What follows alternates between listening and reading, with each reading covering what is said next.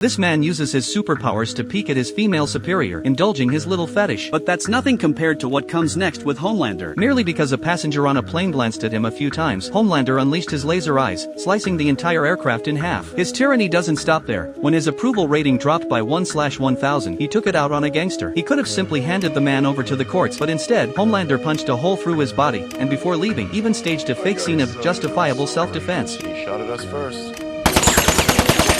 Yet this ruthless Homelander was assigned a rescue mission by the organization. A passenger plane was hijacked midair, with passengers facing imminent death threats. But Homelander couldn't care less. He forced open the cabin door, and one hijacker was instantly sucked out by the powerful airflow. The remaining accomplices tried to surrender, only to be pierced by his laser eyes. Beyond eliminating the hijackers, Homelander had a bigger goal, boosting his public image.